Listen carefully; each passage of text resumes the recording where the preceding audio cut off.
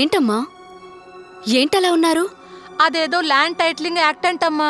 మా భూములు లాగేసుకుంటున్నారంటమ్మా. ఎవరు చెప్పారు? వాళ్ళు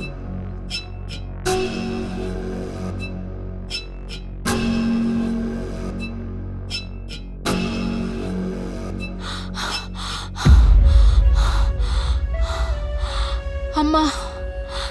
ఏంటి మంగమ్మ? అమ్మా, నా మొగుడు చనిపోయాడు. మా తాతల నుంచి వచ్చిన ఆస్తి 1 ఎకరం పొలం. 7 సంవత్సరాల క్రితం మా స్థలం అమ్మి నా బిడ్డకు పెళ్లి చేయాలనుకున్నానమ్మా. ఆ చంద్రం నాయుడు, ఆ లోకేశం నాయుడు, ఆ కళ్యాణం బాబు రికార్డులు మార్చేసి స్థలాన్ని కబ్జా చేశారమ్మా. 7 సంవత్సరాల నుండి కోర్టు చుట్టూరా తిరుగుతున్నాను. నా బిడ్డ పెళ్లి ఆగిపోయిందమ్మా. నా బిడ్డ పెళ్లి చూస్తానా అమ్మా? అవుతుందా? ఇటువంటివి జరగకూడదనే ప్రభుత్వం మీకు ల్యాండ్ టైటిలింగ్ యాక్ట్ తీసుకొస్తుంది. ఇది అమలైతే మీ భూములన్నిటినీ పక్కాగా సర్వే చేసి మీ భూములపై అన్ని హక్కులు కల్పించి మీ ఒరిజినల్ డాక్యుమెంట్స్ మీ చేతుల్లో పెడుతుంది.